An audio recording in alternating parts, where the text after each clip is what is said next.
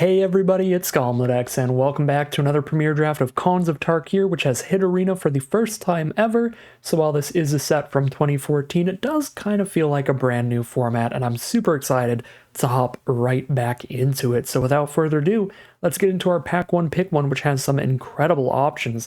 There's Utter End at the rare slots for some excellent instant speed removal, but we also have a mono-colored instant speed removal spell that can be even more efficient. This one can only target creatures, but because you can delve it, you could cast this for only 1 mana at instant speed, which is insane, and being monocolor means it's going to fit into a lot more archetypes than just the Utter End here. So happy to take a Murderous Cut here, but this is a phenomenal pack with those two, and a Chief of the Edge for just a really premium uncommon for the aggressive Warriors decks. Really sweet pack to start things off.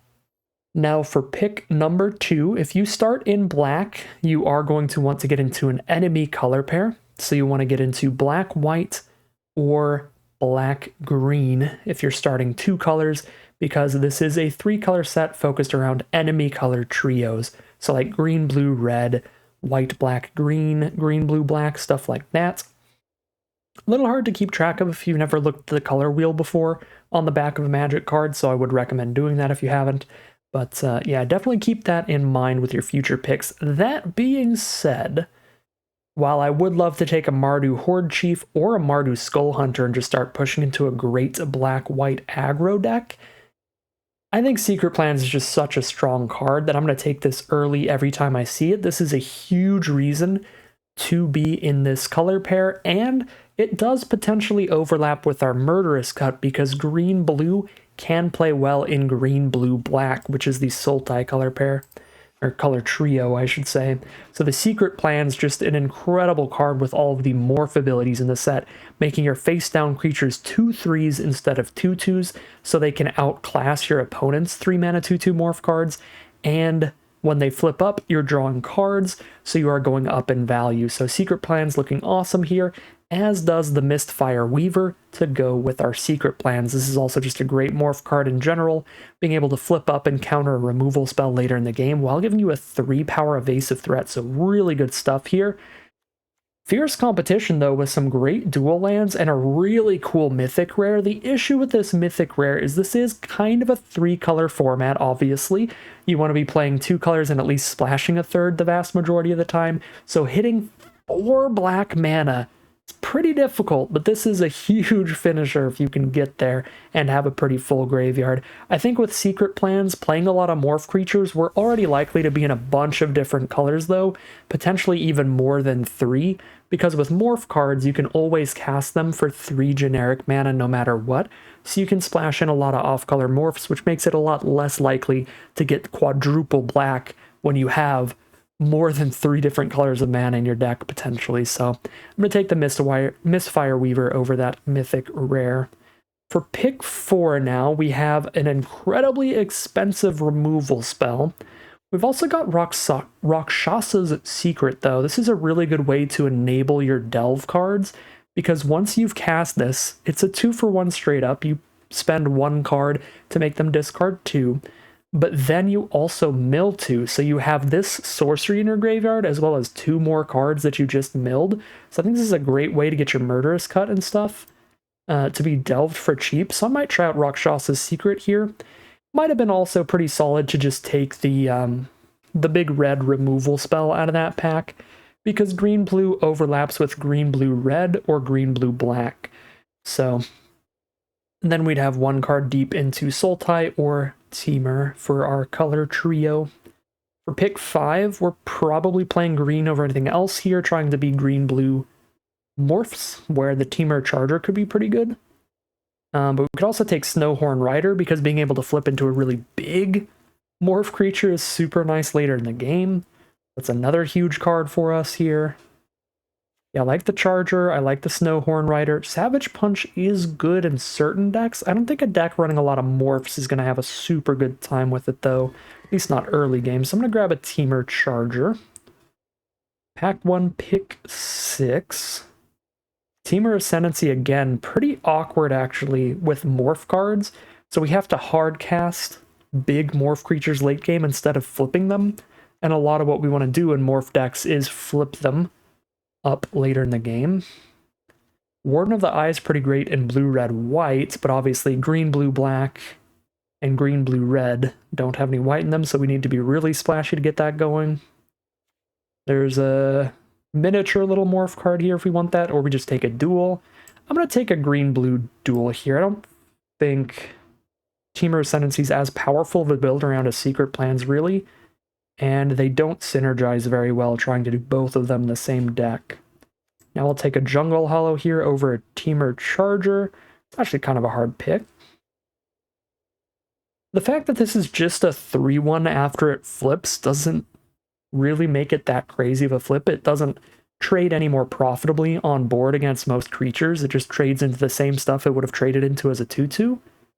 So probably less good than I'm giving it credit for. Maybe I should have just taken the 5-5 that flips up instead of this, honestly, but I think I should definitely take Mana Fixing over it. I think we need to take Mana Fixing really highly. Even if we just end up in 3 colors, it'll be helpful, and if we try to splash in more, it's going to be incredibly important. Now a Dismal Backwater's perfect for green, blue, black for some Sultai nonsense, although cards like Wetland Sandbar perform a lot better than they look in a format that is chocked full of 3-mana 2/2s. Your 2-mana 2/1s trade up a lot of the time. Pick number 9. Seems like probably the weakest Delve card here. A 3/5 Death Touch requires 1,000,000 mana, but we have the Rakshasa's Secret to help get there. I still think I'd rather just take another random Morph Dork than that thing. Pick 10, another Dismal Backwater, all the fixing in the world. Although Longshot Squad, pretty nice over the course of a long game. Definitely if you have a lot of +1/+1 counter stuff, which is what green, black, and white are doing. The Abzan color trio. I think I'm just taking more fixing here. Bitter Revelation, although, is also another way to fuel your Delve. It's another 3 spells in your graveyard kind of card. Morph Nonsense. Embodiment of Spring is okay fixing. I still don't think it's incredible, and I'm really not much of a fan of the banners, especially in a deck playing a lot of morphs, because you're just doing morphs on turn 3 instead of dropping banners. I'll take another Morph Dork. Okay, now I guess I'll take a banner. I don't think I'm main decking Naturalize. And some filler nonsense to top things off as we move into pack number 2. Whenever another permanent enters the battlefield under your control, each opponent mills a card. Interesting. This format is definitely slower and grindier than a lot of recent formats. It's definitely dirtier. I don't know if it's dirty enough for Altar of the Brood. I mean, if you play it turn 1, you're going to play 6-7 lands throughout the game after that point, and at least maybe 4 or 5 creatures. Probably mills like 12 cards. But if it's the only mill card in your entire deck, it probably doesn't get all the way. And when you're playing mill cards, the awkward thing about them is if they don't make it the entire way there, then they've basically done nothing, right? The difference between a 1-card library and a 0-card library is astronomical. Yeah, I think I'll just take the Armament Core instead. This is a really strong kind of splash to maybe get in here. By itself, you just play it as a 5-mana 6/6, but you can also just distribute these +1/+1 counters elsewhere to help you quite a bit, buffing up your small stuff. I'd love to wheel a Treasure Cruise or a Hooting Mandrills. I don't think that's super likely, but I do think Surok Dragonclaw as a splash is a lot cooler. So I'm going to take that, and this is like a 0% chance to wheel, so I'm going to take this. This is a draft pod where we've been seeing a lot of dual lands really late, so I think we can pick up enough to throw in a Surok Dragonclaw and an Armament Core potentially, splashing in every single color, going for 5-color good stuff. We'll see. I'm hopeful here. It could be really cool if we can get there. Now a Woolly Loxodon is one of the best morph creatures, a 6/7. Absolutely takes over the game later, and because of the morph ability, you can always cast it early. Heart Piercer Bow is really gross if you can get 2 copies of it, but there's a really big gap between how good having 1 on board is and having 2 on board is. It's a pretty bad card if you just have 1 bow out. But if you have 2 bows out, then it's absolutely insane. So it's definitely high risk trying to draft it early and just hoping to get another copy. I'm going to take a Woolly Loxodon here, but Swiftwater Cliffs would be helpful too, but I think we have been seeing these lands go super late to help us out. And here I think I can just take a land, or the Abomination of Gudul. I think I'm going to get a red source for Surrock. Grab a Bloodfell Caves. Yeah, this is going to be a wild deck. I think I'm going to go for it. In a draft pod where we get lands just flying around here, let's do some splashy stuff. There's a Blossoming Sands for the white splash for the Armament Core, or mediocre on-color fixing. I think I'd rather just take the land for the fixing here. And these splashes aren't as good as the other splashes we have right now, so we take the Blossoming Sands, I think. Pick number 6, Woolly Loxodon, beautiful on-color morph. Absolutely massive finisher for us, and Hooting Mandrills is sweet. Although Rugged Highlands, another way to splash into Surrock, is helpful. We get enough of these and we don't have to play the banner. Oh, we would have won the Heart Piercer Bow gamble. Ooh, Feet of Resistance still here picks up. This is one of the most insane tricks they've printed in a long time. Blanks removal, wins combat, does so much stuff. I'm going to take Highlands over Mandrills. Make sure we've got great mana. Oh, Snowhorn Rider versus Hooting Mandrills? And there's so many Mandrills flying around that we probably wheel the first one I was talking about, so I think we take the Rider, wheel the Mandrills. Because now I've got 2 red sources towards the Snowhorn Rider. Let's do it. Smoke Teller, 2 mana, 2/2 on curve. It's fine. Could also just take another Morph to have a million of these with our secret plans, which is viable. You know what? Sure, we'll take the Witness here.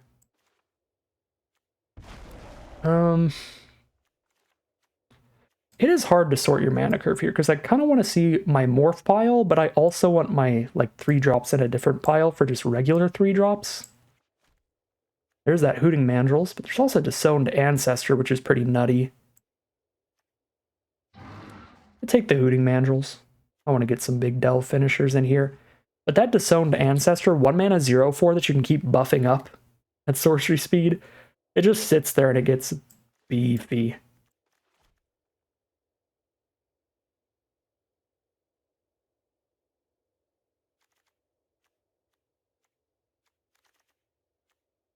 This is 8 Morph cards right now. It's looking good. I think I'm just rare drafting Trap Essence. I don't think I'm going to play Briber's Purse or Disdainful Stroke. What I don't like about Disdainful Stroke in this format is it doesn't do anything against Morphs if they just play them face down. And Morphs are a big part of this format. But who knows, maybe it still plays pretty well because people are doing splashier, grindier things like they... Well, I guess I can't counter Surrock. I was about to use Surrock as an example. If they try to cast something big like an Armament Core, then you can counter it, which is kind of a big deal. Alright, pack 3, pick 1, splash in an Arc Lightning for excellent efficient removal. Really good at killing the small stuff, because 3 damage divided however you want. So if your opponent curves out on you, and they go 2/1 on turn 2 into a 2/2 Morph on turn 3, you just kill both of them off one spell, which is really gross. We've got enough red cards here. We might go green, blue, red, splash the black instead and make the Arc Lightning really consistent. I like this a lot. I really like the Master of the Way as well. And Sultai Scavenger could be a cheap threat later with the Delve. The Abomination's another Morph card. It's a really nice pack here, but I'm actually going to go for the Arc Lightning. I think really good efficient removal is kind of hard to come by in this set. I'm going to grab it when it's there. There's a Death Frenzy, which actually looks really bad in this deck because it's going to kill all our Morphs, but it's good against the Morph deck. Kill all their 2/2s. And against the aggro, white-black and red-white decks. I think we just want Sultai Ascendancy, maybe? Chevelle 2 every turn. Kind of perfectly set up our draws. It's dirtily. 3 mana to not affect the board. Maybe Treasure Cruise, Debilitating Injury are better. Debilitating Injury has been very impressive to me so far. I'm actually going to take that. Killing morphs like nobody's business. Act 3, pick 3. The throttle, which is not that impressive. There's an Abzan charm. Exile a creature with power 3 or greater, or draw 2, lose 2, or it's a combat trick. +1/+1 counter onto 1 or 2 target creatures, or you just give one of them 2 counters. That is nutty. Sultai charm's also pretty good, but I think Abzan charm's a lot better. Is it better enough to take the off-color one when Sultai charm is going to be way easier for us to cast? It's hard to say. I think it is. I'm going to take the Abzan charm. Okay. Dead Drop is probably a fine late game spell. Not good against the white aggro decks, though, because they're really good at spitting out 1/1 warrior tokens. So I guess it's really dependent on the matchup. So maybe that's like a high pick in best of 3. But here we just grab another white source now that I took an Abzan charm. Grab a Tranquil Cove. That seems fine. Pick number 5. Another pretty mediocre morph card. Just turns into a little 1/1 if we flip it up. But it is a 1/1 that regenerates. I still think I'd rather grab another Rakshasa Secret or a green-blue duel. Again, green-blue looking real good. I'm going to grab the green-blue duel. This is just a million lands here. This is insane. No one wants the mana. Nobody wants the mana. There's a Scoured Barrens and a Dismal Backwater here. Grab a Scoured Barrens, and that's all 3 of my white sources. I don't need to play any white basics. I don't have anything that searches out a basic in here, right? Yeah, but Pine Walker's like really good with other morphs. I'll take the Pine Walker over the Scoured Barrens. We can play 1 Plains in here, maybe. Okay. I have like nothing at 2 mana. I guess Teamer Charger, Kintry Warden I could cast. Debilitating Injury against their cheap creature. This is a slower format. You don't need 2 drops that badly to take like a Smoke Teller here, I think. I'm going to grab the Set Adrift for another big delve removal spell later. Okay, here. I want at least some basics in here to have untapped lands. I should probably stop taking duels at some point. Let's get a 2-drop into this deck and play a Highland game. Pick 9. Now we can take another Morph. Abomination of Gudul it is.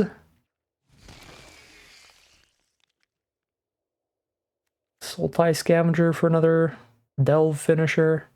We're not doing enough +1/+1 counter nonsense for the Nightblade. And that's kind of the weakest of the +1/+1 counter payoffs, because if you're juicing your stuff up with +1/+1 counters, they're probably already big enough to win pretty much every combat. The one that makes them flyers and the one that makes them trample, those are like the really good ones. I already have double Dutiful Return, which might, again, in this slower format, be good enough to run. I highly doubt 3 copies of it is good enough to run, though. So we'll take the Throttle, even though I probably cut that with our better removal spells. I mean, there's only 4 of them, but I think they're all really good, these 4. At least in comparison to the Throttle. Alright, last pick Dismal Backwater. People really don't want the lands. Well, this is just a pile of morphs and a pile of duels. So if we're playing against those aggressive combinations of red, white, and black, we could have some real difficulties if they have a good aggressive curve. But anytime that they miss on a tempo play, like for a turn or 2 even, then we'll have a really good plan against them, because we're just going to have so much more beef than them as things go into the late game. Yeah, this is going to be a fun deck. We only have to cut 2 cards because so many of our picks were dual lands. So let's make our Morph stack again at 3 mana.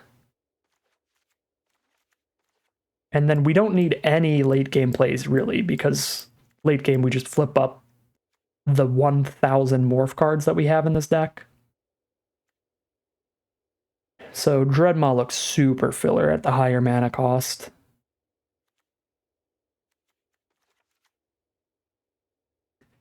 And then 1 more cut.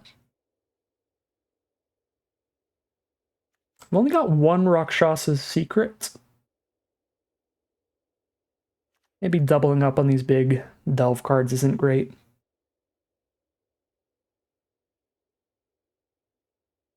Actually quadrupling up, sort of.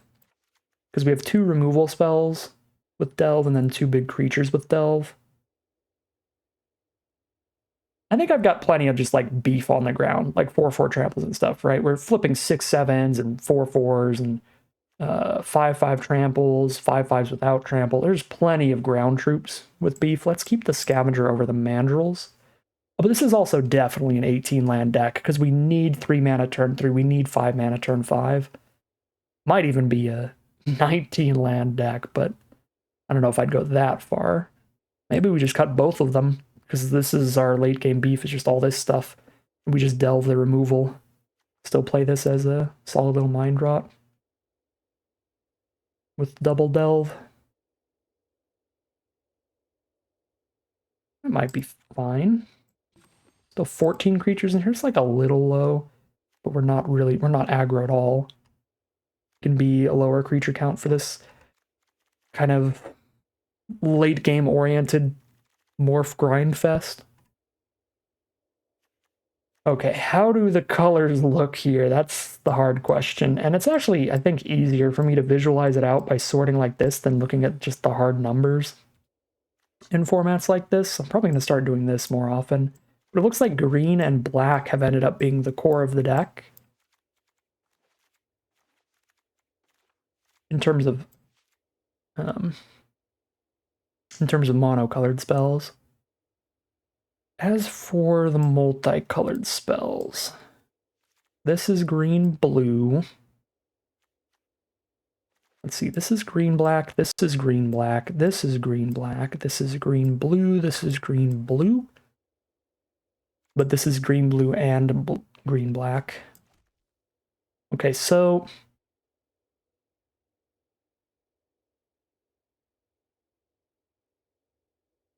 we have 3 red spells. We have Dragon Claw, Snowhorn Rider, and Arc Lightning.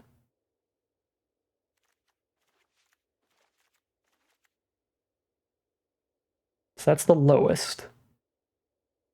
Wait, no, the lowest is white. We have 2 white spells, Abzan Charm and Armament Core. Okay, so those are like the splashes. And we have 3 sources of each. And I suppose because one of our red spells is a morph, but neither of our white spells are morphs, that's 2 cards that can't do anything if we don't have a white source, and 2 cards that can't do anything if we don't have a red source. So it's kind of equivalent. So having an equivalent 3 of each, I think, is fine on that. Although Arc Lightning does get quite a bit weaker later in the game, so that's going to be a little sad. I still think I'm running it, though. Okay, so after that, we have blue. 1, 2, 3, 4, 5, 6 blue cards, 2 of which are morphs. So 4 cards that need blue mana and 2 morphs. We're sitting at 1, 2, 3, 4, 5, 6, 7 blue sources. That feels pretty dang good. 7 blue sources. I mean, I guess that'll happen when you have 5,000 dual lands. 7 blue sources with only 1 island in the deck. We take those. Next up is black, which is 1, 2, 3, 4, 5, 6, 7, 8, 9.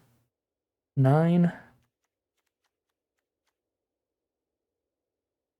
So a bit higher than blue. And more cards that need the black mana. Less morphs going on in black. A lot of our non-creature spells are black. So definitely want a lot of black sources, ideally. Probably like 8 is the ideal. Currently sitting at 3, 4, 5, 6, 7. So we have 7 black and 7 blue right now. How many green do we have?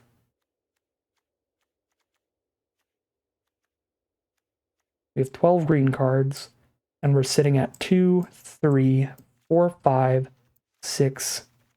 Ooh, awkward. Okay, so we have 7 green sources. 7 green sources, 7 black sources, and 7 blue sources. Black feels a little more important than blue. And green is definitely more important than either of those. So maybe we are dropping a blue source for another green source to get green up to 8. And then that leaves black at 7, but drops blue down to 6. I think that's fine. Although we also didn't put our 18th land in yet, so we can also just put the 18th land in as another green source and still have 7 black, 7 blue. So 8 green sources, 7 black sources, 7 blue sources. Yeah, I mean, we don't need double green. All of our double green spells are morphs that flip up for a single green. So 8 is 1 out of 5.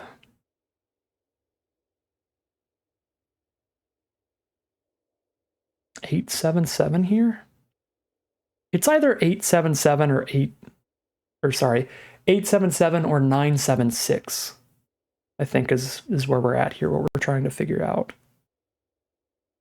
So, Mistfire Weaver, Snowhorn Rider, Abomination of Gadul. I miscounted my morph stuff. These are actually all morph cards out of blue.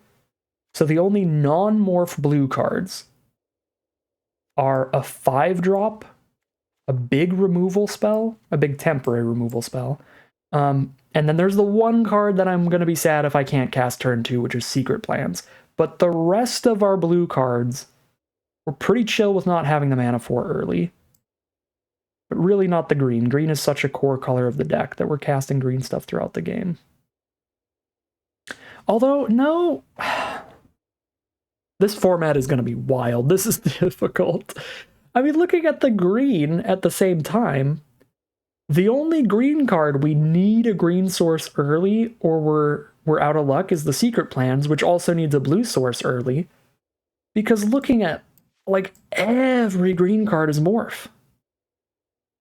Except for the Secret Plans and 2 5-mana green spells. So I actually don't think I cut the 7th blue source for a 9th green source. Because realistically speaking, we don't need green mana most of the time till turn 5, just like the blue mana. We just have more green cards to flip up. So we need green mana turn 5 more than we need blue mana turn 5. But we don't need it early to need like 9 green sources here. Because, I guess, Highland Game. We need it slightly more early than blue, because we have Highland Game. But most of our green cards are also just morphs for generic mana. So it almost feels better to actually do it how Arena was suggesting and just be like near equal on green, black, and blue, but I'm still going to weight it in green's favor, going 8 green, 7 black, 7 blue.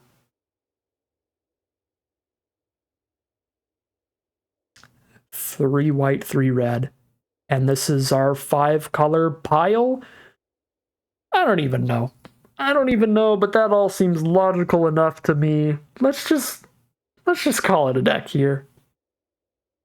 Alright, here we have a look at the final deck list for today, and I really don't know how to explain what's going on here. We are playing a million morph cards yet again, but this time with a million. It comes into play tapped life gain lands, so we've got all kinds of fixing to splash around into 5 colors of nonsense, and we know that whatever mana we're drawing, we've got a ton of 3-mana 2/2s to drop down.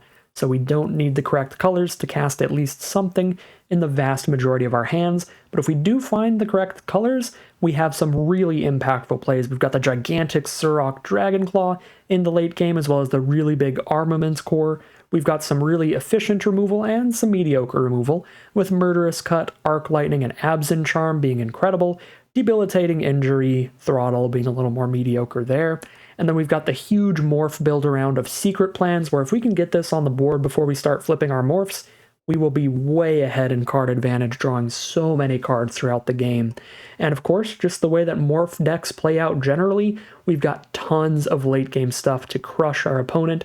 So as long as we're hitting some amount of early game removal with Debilitating Injury, Arc Lightning, Absent Charm kind of stuff to stay alive in the early game, we should be able to take things over in the late game by just having some absolute beef compared to what some opponents' decks might have. So really spicy deck today. Pretty excited to just get into the gameplay and see how on earth this deck is gonna do.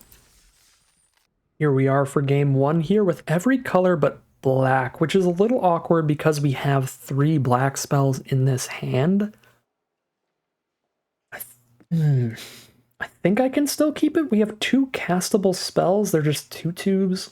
And as soon as we hit the black source, we're in a great position. We do have 7 black sources. I think I would rather keep this than mulligan, but like just barely. There's the Rugged Highlands turn 1. There's the Dismal Backwater turn 2, and now we're in a beautiful position. We'll just have all 5 colors on the board on turn 3 by playing up lanes if we want. If we just want to show off, you know? There's a face down from our opponent, so a Morph card here. Rakshasa's Secret actually looking kind of spicy with a Murderous Cut. Get the mana for that right quick. But I'm pretty fine dropping the Morph down here. Drop a Morph, drop an Armament Core seems pretty legit. Buffing both of them. And we are against a Sultai deck, green, blue, and black, all off of basics here. Here's their own Rakshasa's Secret, which I've said before, but it feels like Mind Rot plays so well in this set because there are these big grindy decks like the one that we're playing that need their lands so badly that there's just nothing in hand that you can like discard and feel like you didn't lose something. A lot of other formats, like with really aggressive decks, you can just be like, all right, I'll ditch 2 lands and we're fine. But this kind of deck does get hit hard by the Rakshasa's Secret. I guess we keep the Armament Core.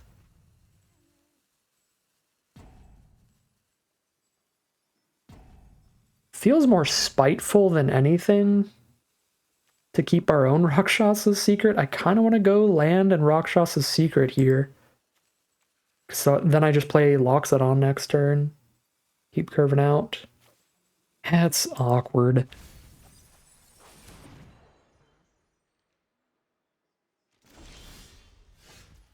Snowhorn Rider is the draw. God, this format is making me feel like I need to keep these lands over everything. Like, just never ditch a land. Alright, let's offer the Morph trade. I think that's fine. Alright, cool. Morph trade it is. Theirs was 1/4 lifelink, so it would have been real annoying against our 2/2s.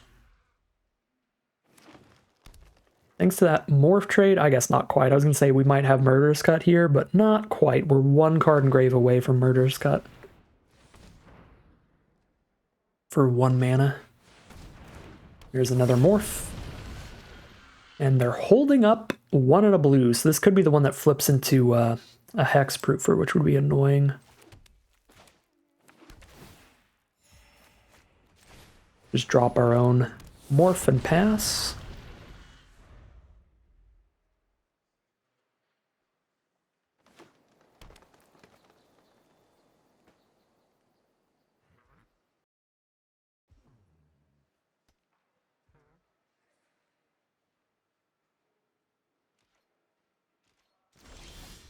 I guess the one that turns into a Hexproofer costs 3 mana to flip up. Wow, that was a good draw. I guess I'm not jamming out Armament Core right now then. I'm dropping Secret Plans and holding up a Murderous Cut. And we're just going to start flipping Morphs every turn from here on out. Much as we can. So flip the 5 mana one next turn, flip the 6 mana the turn after that. Just go for the card advantage victory. Well, this is something big, whatever it is. Are they just going to flip their dork? Or they got a removal spell for one of our Morphs? Alright, they're going to removal spell one of the Morphs. They removal spell the Rider. Awkward. Well, that worked pretty well for our opponent. So, they did what you're supposed to do against Morphs, which is kill the most recent one that your opponent cast, because usually they're going to save their best ones for last, but that wasn't like because we sequenced out the the best one last. We just top decked it last, so feels rude to get got just because of the order we drew them over anything. Alright, send in the 2/2, take the 2, down to 11 because of all these pain lands. We're still pretty juiced up here. 6 mana to flip our Morph, so we can't do it yet. We just drop an Armament Core. Or we hold up a Murderous Cut.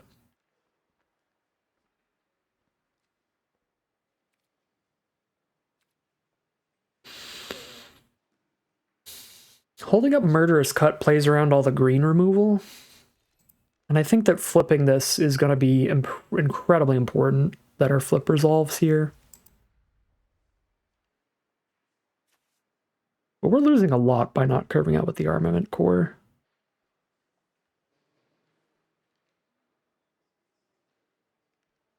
I guess most of the green removal is not even going to kill it anyway, because it's just like fight spells that don't buff unless your creature's big enough, but they could like flip this and then have this fight. Because they know it's going to be a Woolly Loxodon because they're going to look at it in our end step. So if they can kill it before we untap, they're going to. But I guess since they're on blue and black, yeah, there's enough ways they could kill this thing without losing a creature that I'm just going to jam out the Armament Core. Ew, Disdainful Stroke. That's rude. Well, now they don't know it's a Loxodon yet, at least. Okay, Bitter Revelation. They grab the best 2 cards out of the top 4, put them into their hand, and the rest into the graveyard. So their delve cards are super fueled. They'll have 9 cards in grave after this resolves, because this sorcery goes to the grave and the 2 mills. I just want my Loxodon to be on board next turn so I can flip it and draw my card. And then try to just keep hitting Morphs with the secret plans. It's our game plan. Well, they do have the fight spell, the Savage Punch. Gets milled here, though.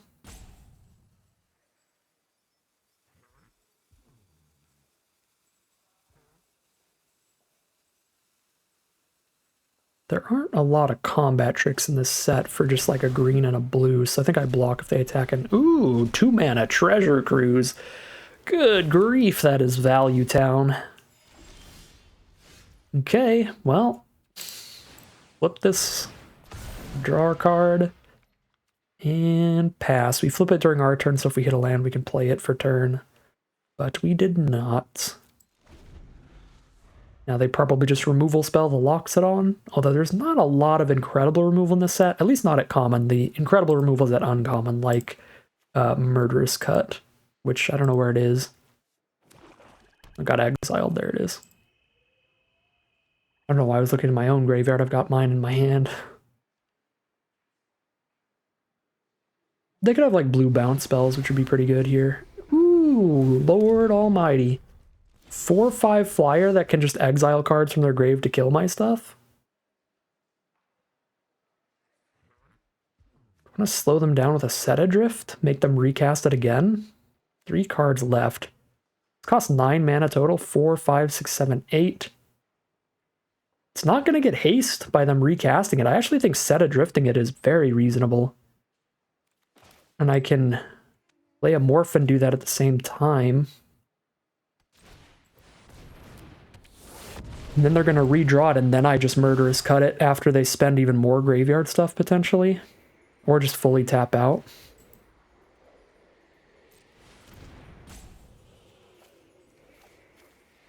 We don't have graveyard recursion, so it doesn't really matter what I exile, but it does matter how many cards I exile because of my Murderous Cut in hand. Alright, they're down to 11, and they're just going to skip the turn, redraw and recast the Necropolis Fiend, I imagine. They do have 9 mana, so they don't have to exile anything to do it this time. So any other delve cards in their hand can pop off. 5 to flip this. I don't have the mana to flip this and cast Murderous Cut. I would need 1 more card in grave. But I can attack into the Necropolis Fiend very freely with Throttle, Murderous Cut, and a flip at the ready, so I think we can jam in. We're at 22. We can jam in. I guess the issue here is if they double block our face down card with 2/2/2s, but I can't imagine my opponent thinks that's their best play here when I can just flip this thing. Oh my lord. Chump. Go for the trade. A 2-for-1 trade here. Oh no. Oh, not like that, opponent. Yeah, playing around a combat trick, but that makes it miserable when I just have a removal spell instead. We want to hold 2 mana up here. So we want to exile 1 card from our grave.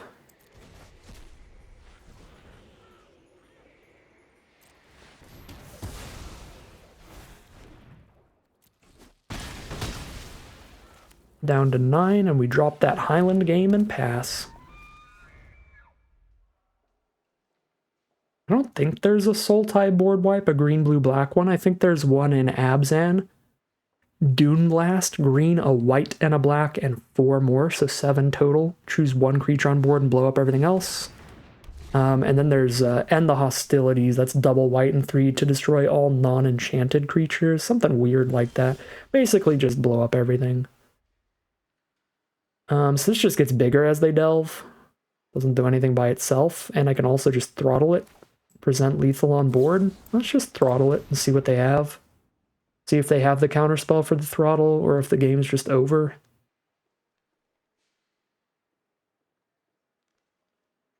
If they have the combat trick to survive the throttle, something like that. Ooh, this could be the +6/+6 combat trick. Make this thing completely massive on blocks. I guess it would have been better to Abzan Charm since that plays around that.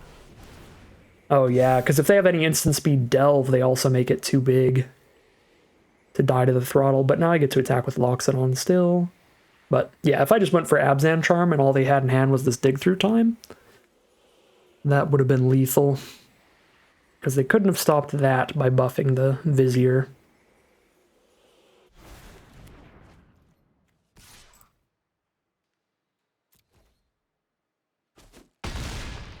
They are down to 3. Up to 4, thanks to a tap land that gains life.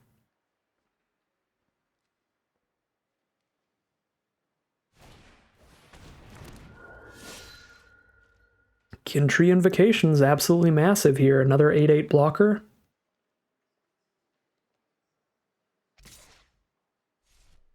Send... Nope. Yep, nope, yep, nope. No. Alright, I was going to say send in the Vizier too. They do not. Let's see that... Hold up. I can removal spell the Vizier and attack all, or I can attack all and then try to put 2 +1/+1 counters on whichever creature gets through. I think we're trying to removal spell the Vizier. And then attack. So much safer against a counter, right? Because then they just counter the charm. And I know not to attack with everybody. Whereas the other way, if I attack all and then they have a counter, it's terrible. I can also just flip a Pine Walker and draw a card, but then I don't have the mana for the charm in the same turn. Alright, let's see.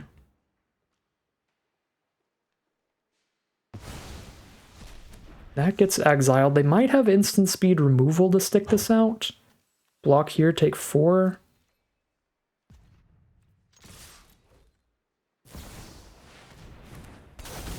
Wow. Oh my god, what a bomb. Well, that's miserable. On the plus side, I don't think we missed lethal then. Unless they just drew that off the dig through time. Actually, that's possible. Probably did miss lethal then, since they dig through time to dig 7 cards deep. I imagine it's more likely that was one of those 7 than that they, what, now the doodle for a turn. God dang it. I'm cutting throttle. We would have just won this game if we didn't have throttle in hand. And I cast Abzan Charm instead. That was so terrible, this game. And it just doesn't look like a great removal spell initially in the first place, but it genuinely completely lost us this game that we tried to cast a Throttle instead of doing something else. Alright, that's rough. Yeah. I could have thought that out a little better since we saw that they had the ability that this could buff itself if I went for the removal spell that still kills it, even if they try to buff it. So we could have thought that out and cast the right spell there. And got the victory here. Wow, what a recovery from our opponent. And what a horrifically bad showing from Throttle. We are 0-1 heading into game 2. Here we are on the play for game number 2. Got the turn 2 Highland game and the debilitating injury to clear out one of their little aggro dorks or one of their morph dorks. It's an annoying little regenerator that's actually really good against 2 mana 2/1. We find our red source. Card's not going to look so great. Attack here? I guess they have the 2 mana 2/1 that makes us discard a card, maybe? Nope. Alright. There's the red source for Arc Lightning, and we actually live in Magical Christmas Land. And we'll poke for 2. They're down to 18.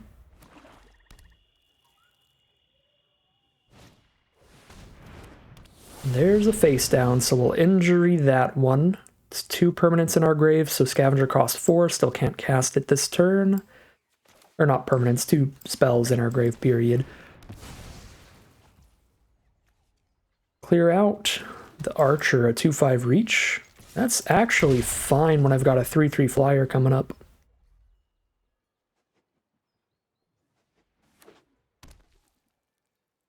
Sandstep Citadel, our opponent's on green, black, and white, the Abzan color trio.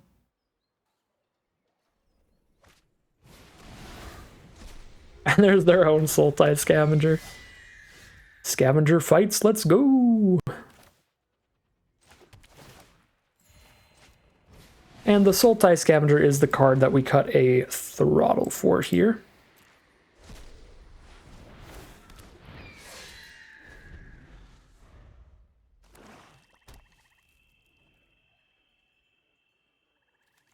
Alright, we need some action.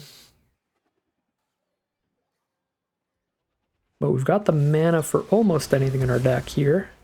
It's a murderous cut from our opponents to kill our Scavenger. That is some action. Solid draw here. Here's a 5/5 trample.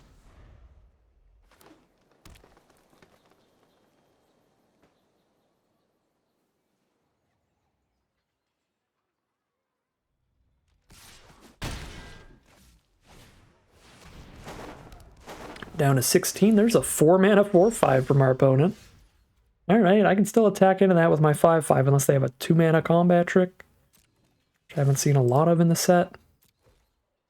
Do have to worry a bit about their crackback, hitting for 7 here, but they're down to 9 now from the Rider. Yeah, go for it. Let's race. We're down to 10, they're down to 9. See what that final card in hand is? Ooh, 6/7. And there's the secret plans. Much later than you want to draw that card. Not looking good. It is not looking good here.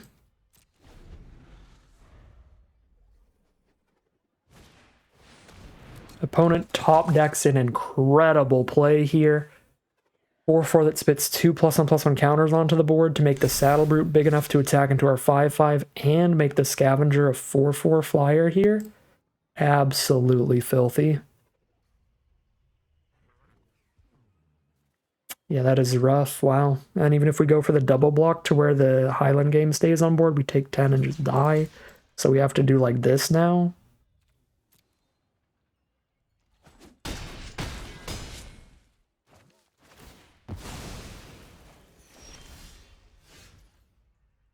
Murderous Cut's too late. That is 0-2 to start it off.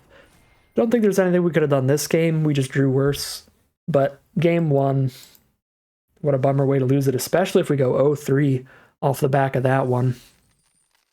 Here we are now for game 3 with pretty beautiful mana. Unfortunately, we're on the draw again, so they're going to be steamrolling in the early game if they're aggressive at all. Let's get a black source down for debilitating injury first here. I don't think I'm just going to cast this as a 1/1. I think I'd rather flip it.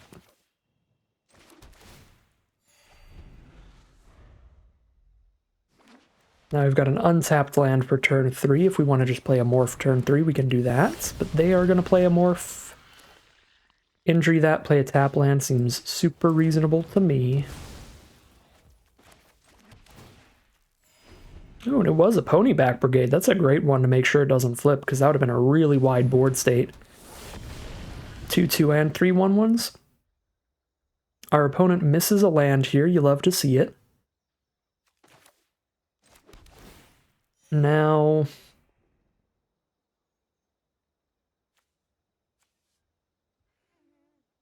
I feel like I kind of like the curve of Kintree Warden to trade into their Morph Dragonclaw next turn, and then potentially with 6 mana up, or trade into their injury, that's fine too. Potentially with 6 mana up the turn after Dragonclaw, beautiful.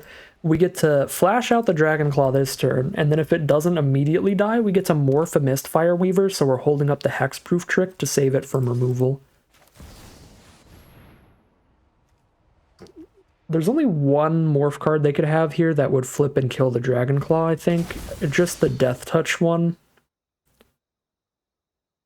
There's very little removal again that would do it.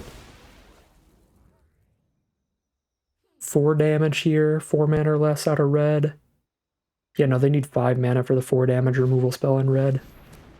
Alright, great work from Surok Dragonclaw, and now we get to set up the Morph to even protect them from their next removal spell, and that should be a great way to try to lock in this game.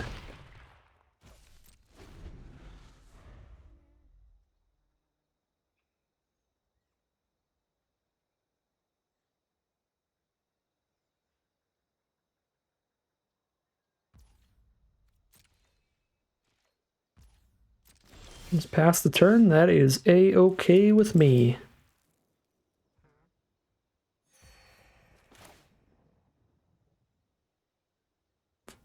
I don't want Surok to run into like a combat trick here where they go block combat trick up the crew Mardu big enough, because the Hexproof won't save it from that. Plus we don't want to attack in with our 2/2 against the 3/3, but this way we can. This way if they have the combat trick, they have to cast it right now. And if they don't, we just jam in with everybody holding up the Hexproof. They're over it. That is a concession from our opponent. We grab at least one victory here after some disappointing early losses, so we're not leaving empty-handed. At least 1 and 2 right now as we head into game number 4. Here we are now for game 4 with all our main Sultai colors available. We'll definitely keep it. And we're curving out. Curving out starting from 2 is pretty good in the format. That does not always happen.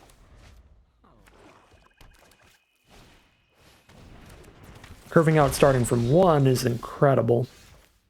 That is a real rarity. Ooh, a Secret Plans? Yeah. Alright, no Highland game then. We're going to play the Secret Plans and drop a 3-mana 2/3 next turn, and if they don't have a trick or removal, that Valley Dasher is not long for this world. It's going to be forced to attack into our 2/3 blocker. There's a Morph card of their own. They are on the play here, so they're going to be flipping those really important 5-mana Morphs before us, which is kind of awkward. But nothing we can do about that. They are another 4-color deck, just like us, and they are going to bring low our Morph. Deal 3 to it to clear it out of here so that the Valley Dasher can keep getting in. Well, we've got another Morph to cast here. No way we can hold up Murderous Cut alongside it. And I can't do it alongside a Highland game either, so I might as well go for the more expensive card. So let's go for the Morph.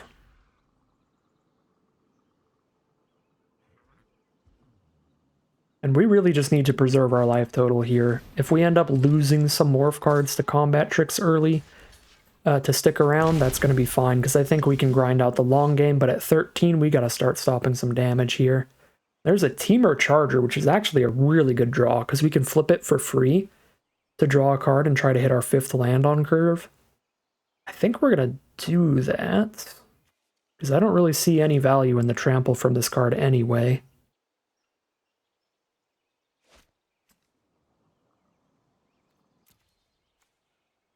One permanent, or one spell in our graveyard for Murderous Cut, one card in our grave in general. I think I actually hold up the green source, so if we hit any untapped land, we just cast the Highland Game as well.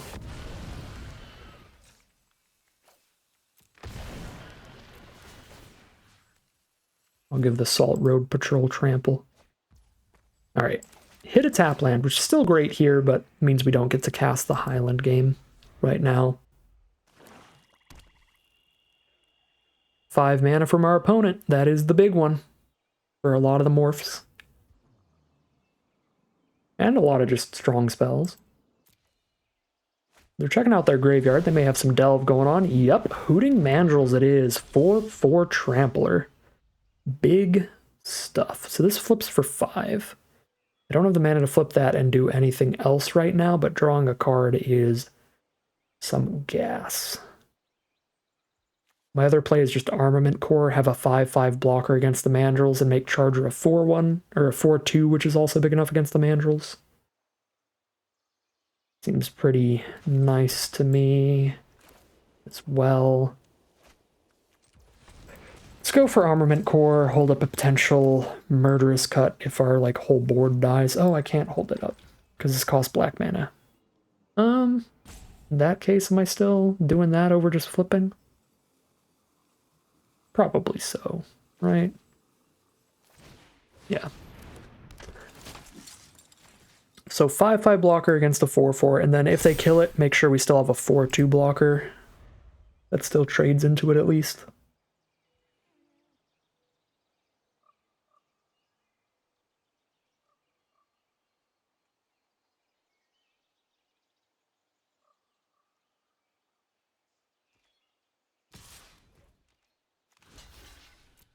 Combat trick me.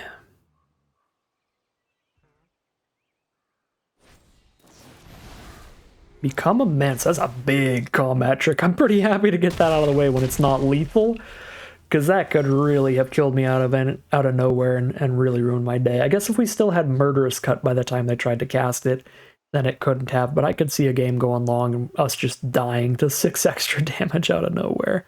So I'm pretty happy to prevent that. Okay, so flip and cast a Highland Game here, I think is the play. So let's just cast the Highland Game and hold the flip up, because it's not like we're getting in for damage by flipping it main phase.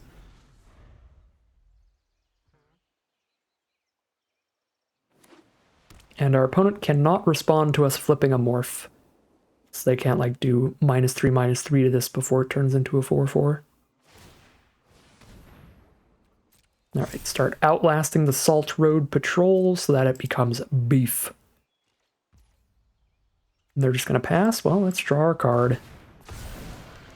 In the end step, find a Krumar Bondkin. There's a Set Adrift. Actually, kind of like setting up a flyer here to flip next turn. 2 cards in grave. I can't drop Bondkin as well while holding up the Murderous Cut. I'm just going to keep holding up Murderous Cut to be real safe here. I think I send in Temur Charger, trade into the Morph, or the 4/4 is fine. But I still want to hold up quite a bit of blockers when I'm at 9 life.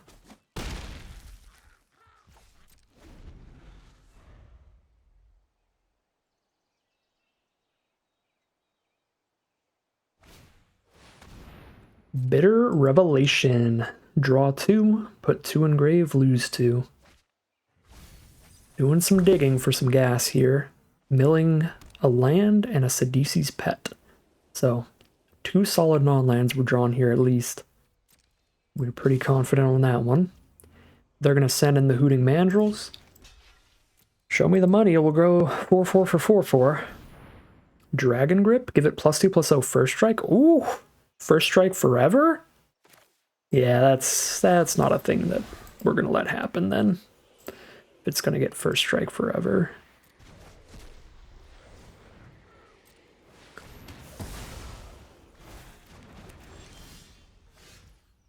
Okay, ooh, Mistfire Weaver's a big one. I think that's good enough to take the turn off from flipping this other flyer. I think that is actually just exceptional. The one thing we're really scared about here is a board wipe, but even then we flip the Mistfire Weaver, draw a card, and it's 3 cards in hand to 2 cards in hand.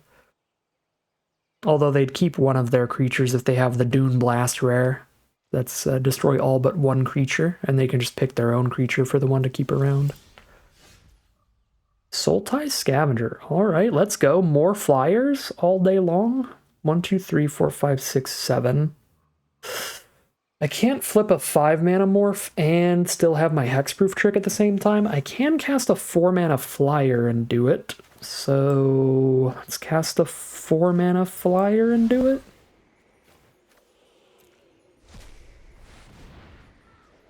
Still have that Hexproof trick up here. And we're just going to try to start beating it in the sky. They could have their own flyers to morph up. Or reach creatures out of the green. Alright, there's a flyer to morph up. Gains them a couple life as well. That 2-mana 1/3 prowess. Not going to do much here. So happy to see that being one of the cards left in their hand. There's a big Shambling Attendance. 2-mana 3/5 Death Touch because they just exile the whole grave here. Okay. Let's run our Scavenger into a combat trick, I guess. Pretty fine.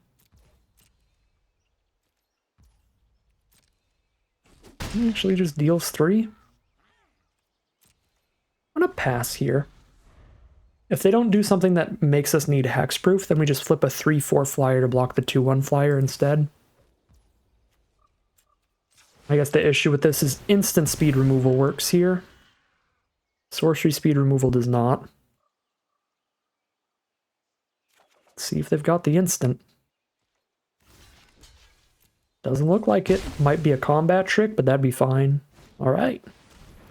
Excellent block from the Abomination. Of course, the Secret Plan's putting in work too.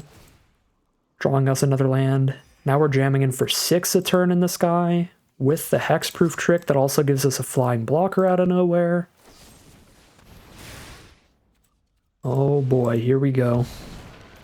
Now we get to Hexproof trick the Abomination to counter their removal spell and draw another card, and now we have an Abzan Charm to hold up to be mega safe, and we're threatening lethal on our next attack. Oof, we are just going here. Oh, I already played a land. Alright, that's 9 flying power on board, and there's the concession from our opponent. Wonder what that morph was. I guess we can check at the end of the game here, but really nice stuff that game. Secret Plan's just absolutely popping off if you ever draw it. Oh, it was Abzan Guide. That card is sick. 4/4 lifelink are real hard to race. Real hard to race, but they couldn't go for it here because they didn't want to just trade it into a 4/2 or a 4/4 or something. So, just sitting there. All right, 2-2 now. A very solid recovery off of the 0-2 start to this draft. At least balancing out the win rate for now, but we'll see how far we can take it as we head into game number 5. Game number 5, here we go. No blue source for the Abomination, but we do have 7 in the deck, and we have a turn 2 Highland Game and a turn 3 Arc Lightning. I'm still going to keep the hand here. We are on the draw again. Red source from our opponent, probably a matchup where Arc Lightning is decent-ish. Although I guess the only really aggressive red strategies are red-white. Red-green can be aggressive. Red-green-blue teamer. Actually, no, Jeskai's aggressive as well. Red-white-blue and red-white-black are both aggressive. But I guess that's where you get what I said of red-white. Because those are both red-white decks. Anyways. Jeskai's a decent enough color trio for Arc Lightning to be good against. Although it's going to be a 4 or 5 color deck here. We see no green source from them, but we see every other color. So yeah, looks like nothing to shoot with Arc Lightning anytime soon. We're jamming out Abomination turn 3, right? Or the Teamer Charger, I guess, because we don't need to flip this till 5, but I could see us curving out where we morph something and then we Arc Lightning next turn, and if I morph this and then Arc Lightning, then I'm not flipping up Abomination on 5. I want to set up and make sure I'm flipping up Abomination on 5, so now if turn 4 is going to be Arc Lightning and a tap land, then I still have turn 5 Abomination this way.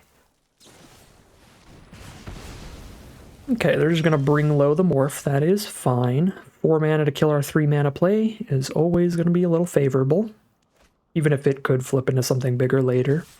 It's just good tempo for us. Guess I've got another green source. Let's get the blue-black source here.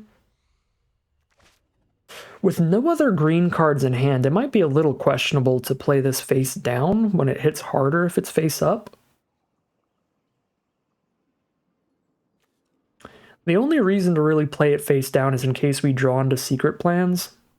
But if I draw into secret plans, I don't even flip it until I draw another green spell still, so it's going to be like a long time.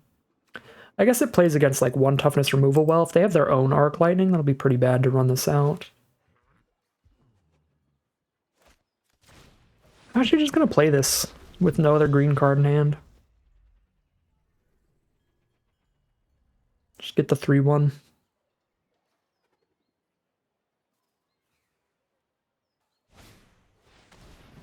Tormenting Voice. Discard a card, draw 2.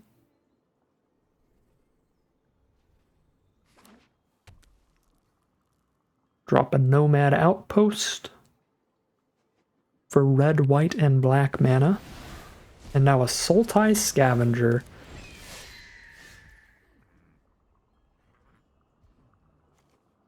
Got 1 card for Delve if I want to set Adrift to make them skip next turn. This stacks into a lot of damage, right? We put this on top, they redraw it and tap out to recast it, then we kill it again. So this is 10 damage if they just draw it and recast it. And then it's still just going to die anyway. Alright, yeah, let's go. Great work from the set Adrift here. Especially because I can kill it for only 3 mana. Although, if I had an untapped land, I could drop the Loxodon and still kill the Scavenger in the same turn. Since I don't have the untapped land, I can't do that. So I kind of, with the Loxodon, I kind of really want to drop the Loxodon out so I can flip it up next turn for a ton of damage. Which means no Arc Lightning this turn. That means we just attack with the 3/1 here. That feels worth it to me, sadly. To, instead of hit for 5, set up a potential 6 damage out of nowhere, flipping up that Morph next turn.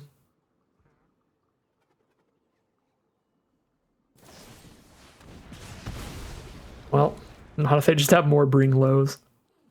That works. Alright, there's a Morph of their own. Kill both their creatures with Arc Lightning and Murderous Cut.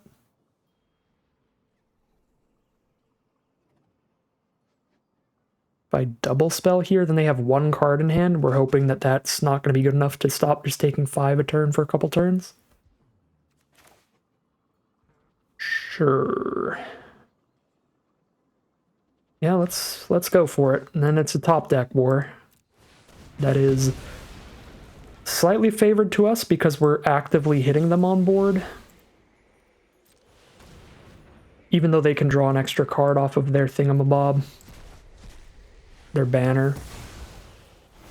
We are presenting lethal next turn, so I think this is a favorable top deck war. So we go for it.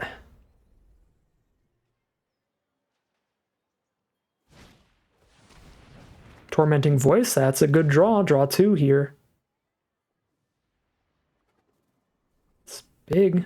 All they need is any creature, and we're not hitting for lethal anymore. And there you go. Monastery Swiftspear will do it.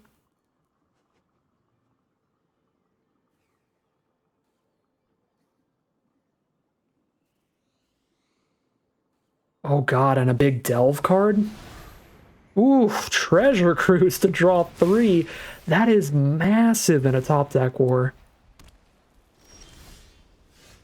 Because now they just hit 3 more here, so they trade into the charger, go to 3, and we hit nothing, but they hit 4 spells because they hit Tormenting Cruise, or Tormenting Voice into Treasure Cruise for just like 5 draws. And now another Tormenting Voice? Oh god. Could we lose this top deck war any worse? Probably.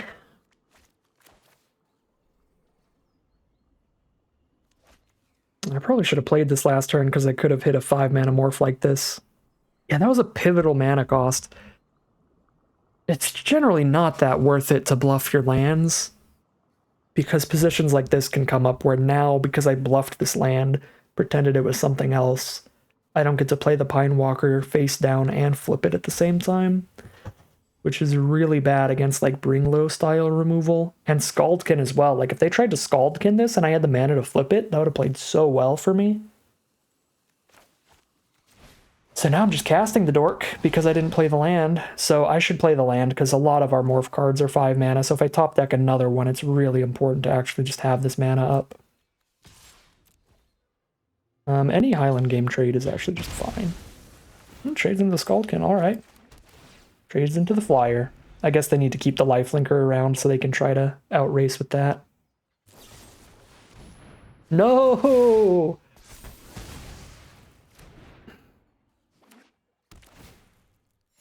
So, yeah, if I'd played the land, we could have, like, declared a block on the Seeker and then flipped in response to stop the life gain for the turn. But we couldn't do that anymore. I'm really glad I corrected that mistake and did it now, because now I can flip this one up at instant speed on blocks. So they draw off the banner and draw off the top here, hoping for no spells for the Seeker, no non-creatures here. Just play another 2/2 or something. Okay. Oh wow, they just straight attacked into a morph with nothing in hand? That is surprising. I will take it though. Alright, Arc Lightning, that'll do it. That helps explain that. Okay, do I have any 6-mana morphs I could draw into at this point? Do I have another? I have another Woolly Loxodon, so we'll play the land in case we top deck Woolly Loxodon. Yeah, with tap lands, it's like extra bad to bluff your land. Because at least if you're bluffing with a basic, you can just play it next turn. Alright, I'm going to bluff with a basic. I don't even know if that's right, but I'm going to do it. What a top deck war we've had here. They've drawn a lot more cards than us, but we've got some beef. We can still get there. Down to 21. That's surprising. Just use that for 2 to face. I guess they gotta give us less turns to draw into stuff. Oh my, if we draw into morphs off this, how many morphs do I even have left to draw into off this, I wonder? 1, 2, 3, 4, 5, 6. 6 incredible draws here. But some really bad draws we could hit as well, like lands. We're at 15. There's a Bloodfire expert, so 2 more turns after this to find stuff. Surrock is stuff. Although their deck just seems like nothing but removal spells, like more Smite the Monstresses just kill the Surrock anyway.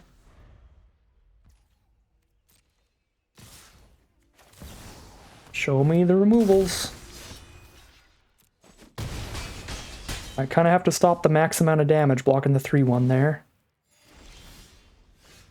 Okay, okay. 7 to 8 here.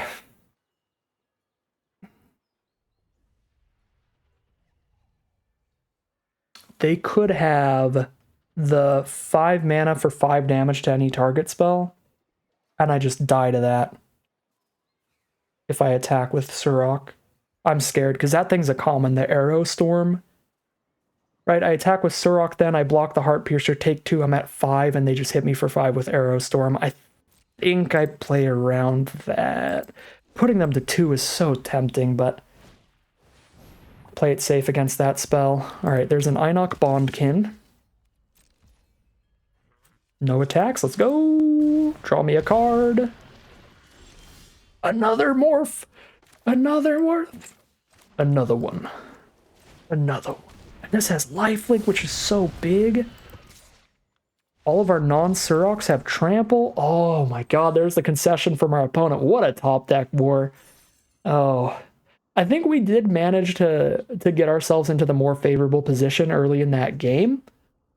So that was pretty nice, but they drew real well at the start of the top deck war, so it did entirely turn into coin flips in the end. After they drew well enough to kind of stabilize things, it was just like, all right, well now we need to get really lucky and draw better, so kind of just ended in a big game of variance there, but still a pretty wild one. A lot of cool stuff going on in the early game, back and forth there for a little while, and found a really nice position in the end of it, but yeah, lots of coin flips, but still a spicy game. And we are now 3-2. We've managed to go 3-0 after our 0-2 start, claw our way back into a reasonable reward out of this draft no matter what, but we'll see if we can't get at least one more win here where we're basically at the break-even point. See how it all pans out for us as we head into game number 6 now. All right, here we go for game 6. Beautiful mana again. No black source, but that's the only color we're missing. Got pretty solid spells. I'm going to keep it. Let's go green-red source turn 1, because our 2-drop is green and our 3-drop is red. So if we hit untapped lands, it's best to get a green-red source out first, so no matter what untapped land we hit, we can play these on curve if we want, either one of them. Ooh, hello, Surok. So now we get a blue source, because we've got a lot more blue in this deck than white, and we have blue in the hand already. Playing against Abzan, green, white, and black at the very least, but it could definitely be more colors. I expect a lot of multicolored grindy decks in this format, especially early on. Everyone's going to see all the multicolored stuff and get excited like I have. And they are 4 colors here, green, black, white, and blue. Technically, they could just be green, black, blue, playing the sand step just for a green-black duel, to be in Sultai here.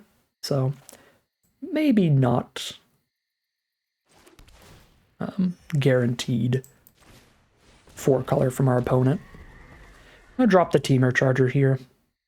We don't have our secret plans that wants to flip it super badly, and if I don't cast it, then I'm casting nothing for the turn, with only 2 mana up. So any untapped land in our deck means a turn 5 Surok, which is gonna be wild if we can get there. So that's what I'm really hoping out of our next 2 draw steps. Any of our untapped lands, and we can have a great turn 5. Well, there's another tapped land, which definitely isn't nothing, but I would far prefer the untapped card. I am super fine trading Teamer Charger into basically any morph in the whole set, so I'm going to attack him. And they don't want to block. If they don't want to block, is it more profitable to just Arc Lightning the morph than play another creature? When I'm about to curve into a Surok, potentially, I'm not so sure.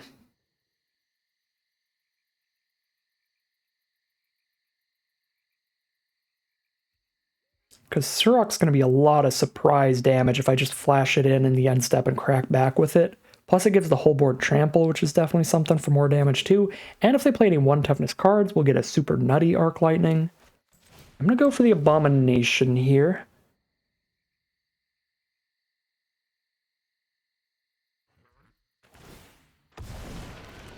Okay, 2/1 flyer it is. Well, that's actually real spicy for the Arc Lightning, because there's the 1 toughness creature if they play another morph, which they might, because they've got the Sage Eye Harrier in hand to play as a 2/2 to clutter up the board. Alright, I don't know if that's the Sage Eye Harrier. It could be a different morph from their hand, but I am super happy to just Arc Lightning now. Especially since we only have a tap land, so I can't play Surok this turn anyway. So this is going to be gross.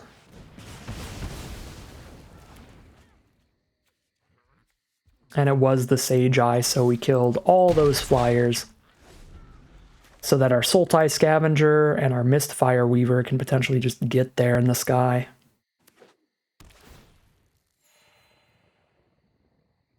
Been very, very happy with our Arc Lightning Splash. Card has been playing excellently.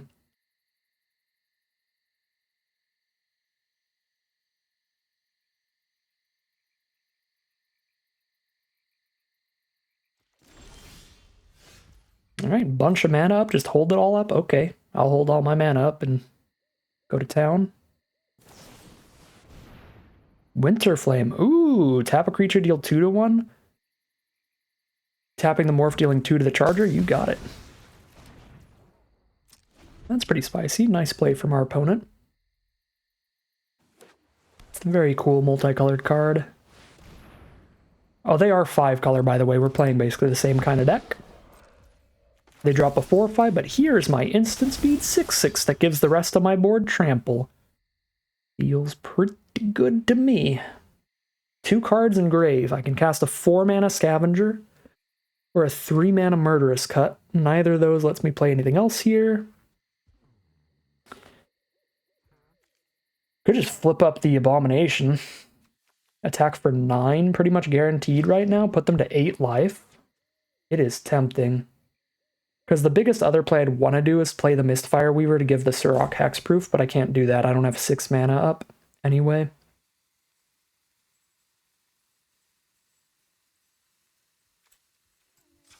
I'm just going to go. Let's go for damage here. They just take 9, go to 8. Draw, discard. Find the land. Beautiful. That makes the Scavenger cheaper, so we ditch the Witness or the Murderous Cut cheaper. Any of the Delve. Yeah, this draw and discard with Delve is super sweet. Fuel our Delve and play our land for turn. There's an Exile on Surok, but just a 3/4 flyer is looking pretty good. When we're at 20 and they're at 8, this 3/4 flyer already maybe wins us the game, and there's a secret plans for that huge card draw engine. That's really cool. I was going to say that's really cool, but I think I should Mistfire Weaver, and I played it out incorrectly. If I wanted to Mistfire Weaver here, I should have done it pre-combat in case they had exactly that. But obviously I am still pretty new to this format. I don't remember that spell at all. I need to get that into my memory, that there's a specifically destroy target attacking creature spell, and you should play around it with pre-combat hexproof. So now 4 cards in Grave.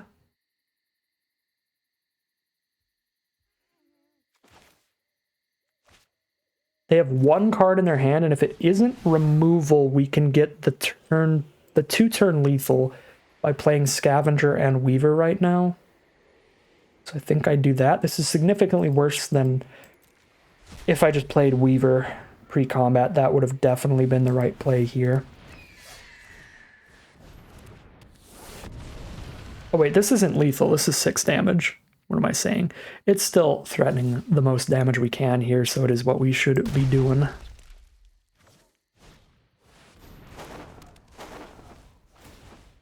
There's the Heart Piercer on the Morph. Pretty gross.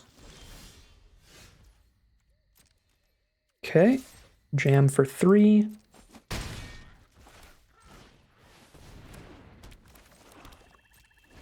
They're down to 5, and we have Murderous Cut up. They find another removal spell. They are winning here. Really kind of fumbled the bag a little bit on this one. Down to 10. Yeah, I probably... You know what? Even after not pre-combating the Mistfire Weaver, I suppose just... I don't know, playing around the 2 damage. Just holding up Murderous Cut instead of playing it's probably better. Obviously in hindsight, but I don't know about just in general. I'm going to go to combat and see if it holds for them at all. Doesn't seem to be holding for them, so I'm going to cheaty face it up. And imagine they don't have instants in hand, because Arena isn't asking them if they want to play any. And they don't have instants in hand. We are cheaty facing our way into victory on that one. If that were a paper game of Magic, I don't think I'd go for it there. Because we've got 2 removal spells in hand to try to go for the 2-turn kill. And if I try to buff the scavenger and they respond with an instant speed removal spell, that'd be horrific. It'd be immediately turning into a super losing game from there. So just one of the perks of playing Digital Magic there, to kind of have Arena let us know, test the waters there, see if it's holding for them at all. But we take those. We are 4-2 now. We have crawled our way all the way back into basically breaking even in terms of how much we paid for this event, and a positive win rate overall. Awesome recovery this draft. If I played things out perfectly, again, we punted the first game a little bit. It wasn't an egregious punt or anything, but I should have realized that any instant speed delve could have saved their creature from throttle, so the amount of things that work against the throttle there shoots up astronomically compared to if the only way that throttle wouldn't work was a combat trick. And honestly, even if the only way that throttle wouldn't have worked there was a combat trick, we still should have went for the Abzan Charm, because adding combat tricks to the stack of cards that save my opponent from taking lethal there does still make a significant difference. So rough play in that game one to start things off 0-1. Still going to be sad about that for sure. We could have been 5-2 right now, but 4-2, still a really awesome recovery from the way that we've started this draft. I guess we would have been 5-1 instead of 4-2, which would have been really nice, but it is what it is. You live and you learn.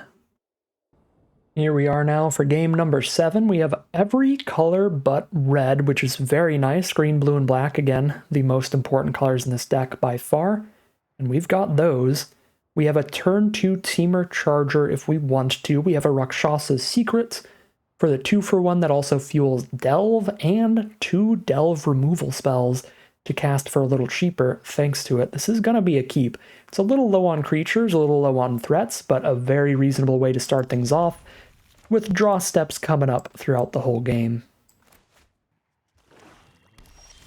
I'm going to go for the Dismal Backwater turn 1. If we want to just run out the Charger turn 2, we can play an untapped Forest to do so I don't need to play the green source immediately. And I think with this mana curve, we're just going to play the Charger turn 2, and then go for Rakshasa's Secret turn 3 maybe, since we do have an untapped land to play turn 3 now, and we have no 4-mana spells in the hand, so turn 4 we get the Blossoming Sands down. That looks pretty reasonable to me. So let's jam in for 3, put them down to 18, and let's rip a couple cards out of their hand. Again, this is a format with a lot of high mana value stuff, some big 5-drops, and also 5 and 6 mana flips and stuff like that. So even if you're just making your opponent discard lands, you're getting some value off the Rakshasa's Secret. Plays perfectly fine to just jam it out early. And then the other part that makes it fine to jam it out early is this is a format where you don't fall that far behind in most games, as you can see by how this game is going, for not impacting the board early. Because our opponent didn't impact the board at all till turn 3, and they're still doing A-okay. Especially with Hordeling Outburst to give them a wide board state here. So here's the Blossoming Sands. We are definitely looking for some more mana. I could play the Kintree Warden, and I'm holding up Murderous Cut or the Regeneration of the Warden to stop the 1/1s from getting in. If I play it face down, if we draw Secret Plans, it's better, but I like having the flexibility of holding up the Murderous Cut here, so I'm just going to jam it out. And Kintree Warden's ability also hides that I have an instant here, because Arena would keep asking me if I want to regenerate it at all times. So opponent can't cheaty face and know that I have a 2-mana instant in blue-black.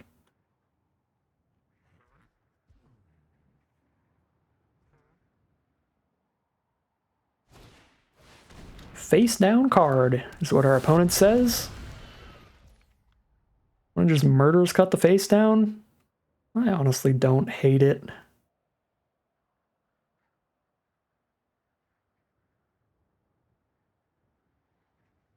Prevents a wide board state from our opponent. Still got that Surok coming up if we find... I guess we need an untapped red source specifically for Surok. Any untapped source gives us the Armament Core, though. I'm going to hold here. Alright, Armament Core it is. Make a juicy board here. Just make sure we got a bunch of 2 toughness cards, so these 1/1s really suck until they combat trick or something.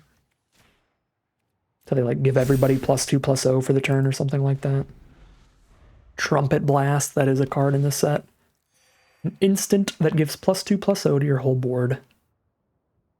For 3 mana. Rush of Battle's the really scary one. That's a white and 3 for a sorcery that gives +2/+1 to the whole board, but it also gives all your warriors lifelink, which is a lot of creatures in the set, so it is spooky. Okay, we've got the mana to drop down a Morph and still hold up Murderous Cut or the regeneration of the Kin Tree Warden. So let's do that. I do not think we're sending in anybody but the Armament Core here, because it trades into 2 Morphs, which is pretty nasty. Or 2 1/1s and a Morph, which is also fine. Alright, you got it. Well, this is interesting. They're just really making sure I don't combat trick out of this into saving my 4/4, which is fine. I'll just kill a couple Morphs. Sure.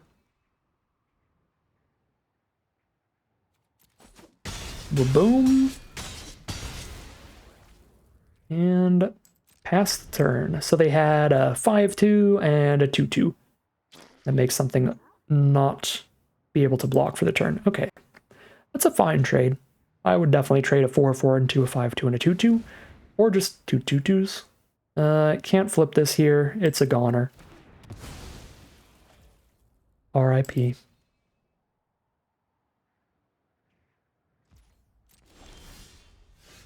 Grumar Bondkin is the draw. If that's the draw, you know what? Clearing out 2 1/1s with a 4/2 is not horrific. And we might even clear out 3 because they could triple block here to play around Murderous Cut.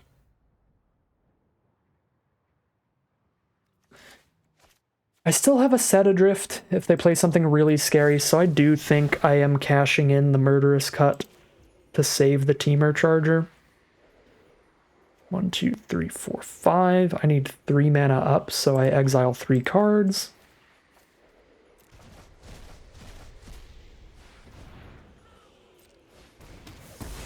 Alright, so keep the Charger on board this way and get the Morph down.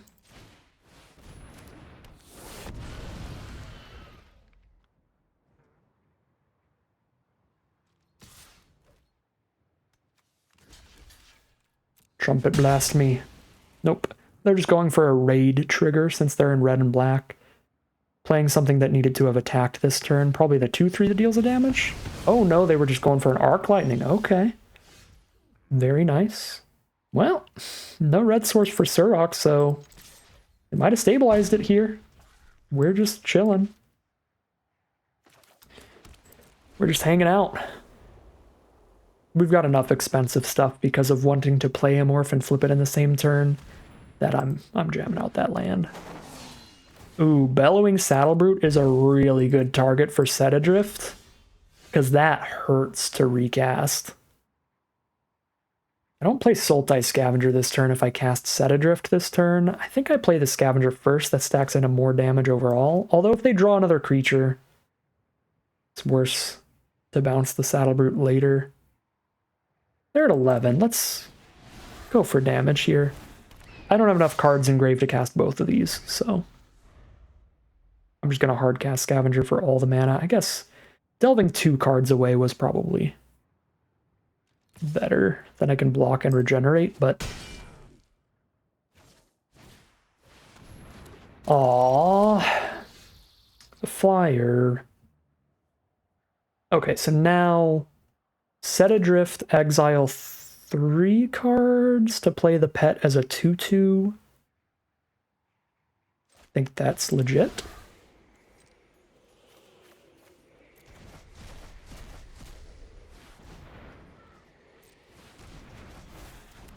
Hit for 5. They're down to 6.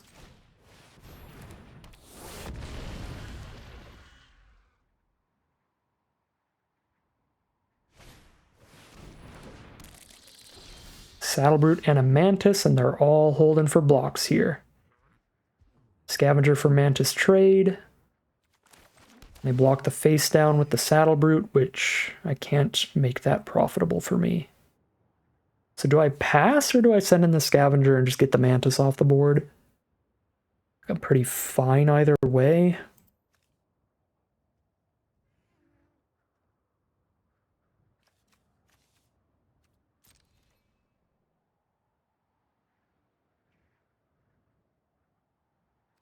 Guess I just pass here.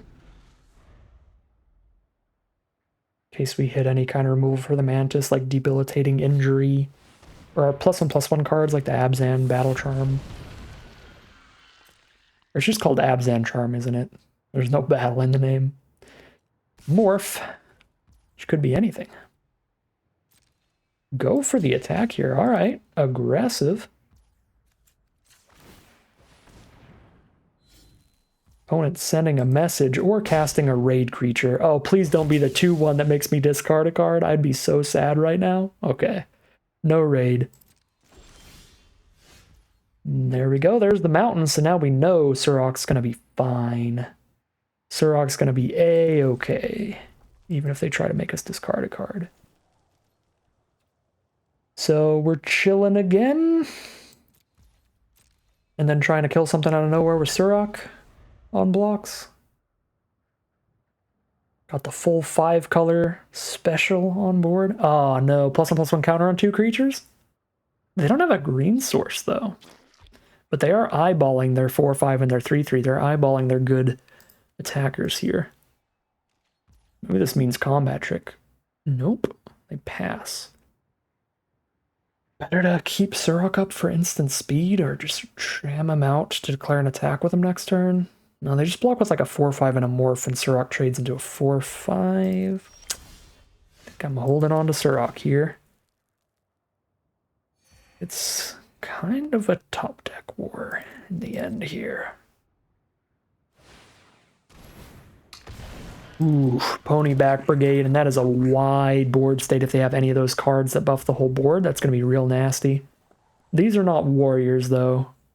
So if they have the +2/+1 lifelink thing, they're still gaining 6, 7, 8, 9, 10 from giving everybody +2/+1 and 2 of their creatures lifelink. They're still gaining a very significant amount of life. But if they go to combat, we know it's not that one, since that's a sorcery.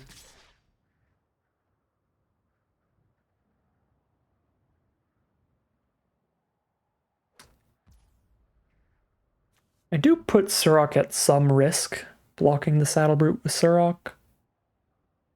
I think it's fine, though, because on this current board state, giving my other creatures trample doesn't really do anything. And the 6/6 body itself doesn't have trample, so Surok also just keeps killing a 1/1, really. You know, I guess our crackback is really good here, though. 4, 5, 6, 7, 8. Yeah, I've got the mana to play Surok and regenerate. Yeah, our crackback's good enough. Get Surok to guaranteed clear out some of this board, even if they do trade up into the Surok this way. I guess not guaranteed. If they have the combat trick on attacks, they'll have it on blocks, but on a significantly smaller creature than a 4/5. Going for the Heart Piercer. Shoot our face down. Which means now I have to flip this up and not cast the Surok. Well, that didn't play super great. But I guess if I played the Surok on Saddle Brute, it would have gotten basically combat tricked. They would have finished Surok off with the 2 damage from the Heart Piercer. So at least this way, I guess I lose nothing. So that's cute.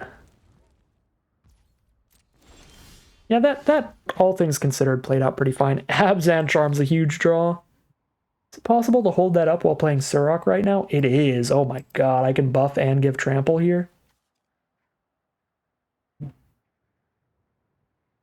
think it's better to get the +1/+1 counters than exile the High Spire Mantis. Because that way I get a permanent buff on the Sultai Scavenger for the future. And I still hit them for 2 damage here. I would have hit them for 3 damage if I just exiled the Mantis. But by playing Surok as well for the trample, we still hit for 2. So I hit for 1 less point of damage, but now Scavenger is a bigger deal.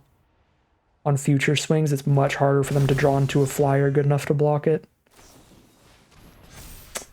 There's that Feat of Resistance, which is a fantastic card, but because we chose to get the counters on the Scavenger, we played much better around that card. If I tried to exile the Mantis, it would still be on the board as a 4/4, and,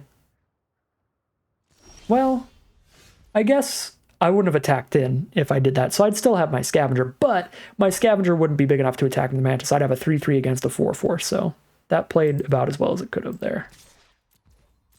Because now they still have to just trump here, or they're dead. Because I also still trampled.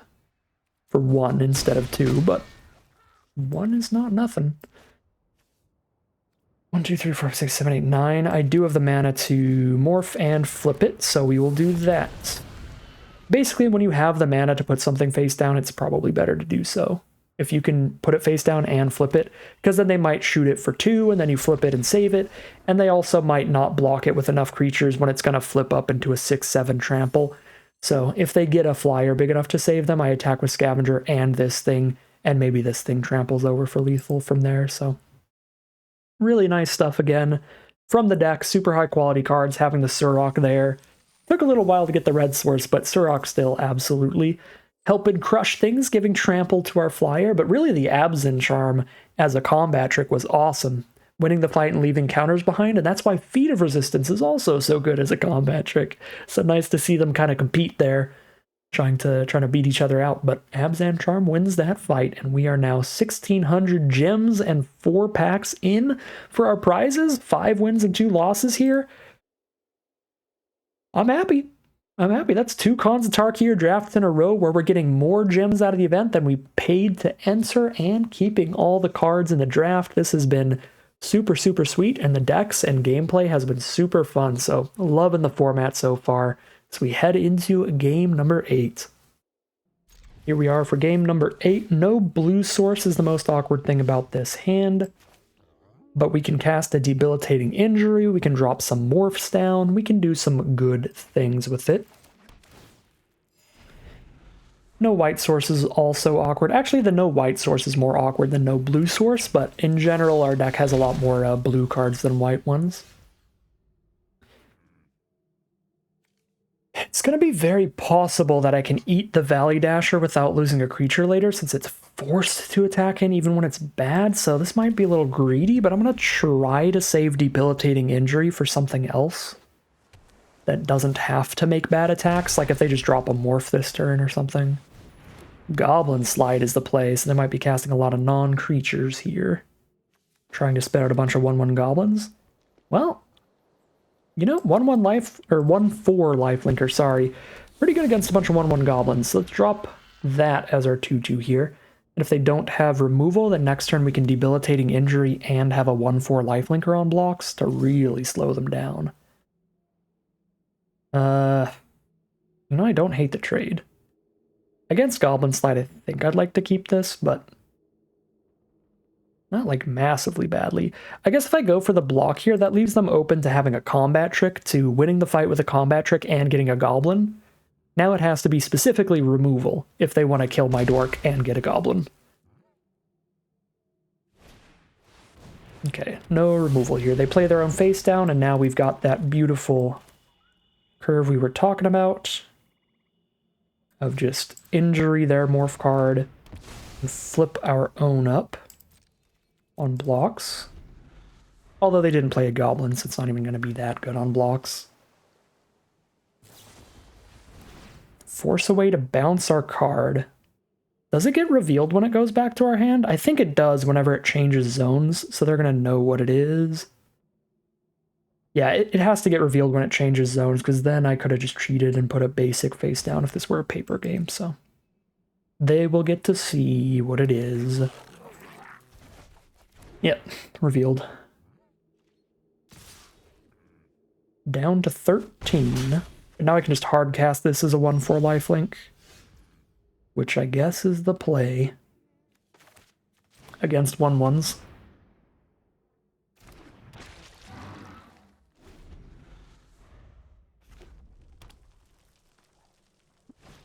Missing some land drops here, which is not great. We just hit a 5th land drop there, just playing a 5/5 would be very reasonable.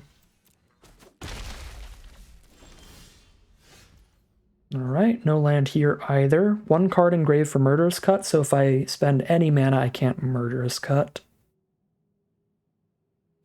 A little scared of the Morph. Do I just Murderous Cut it here with one card left in their hand? I've got a Set Adrift for another threat later. And an Abzan Charm if we find a white source. Let's do it.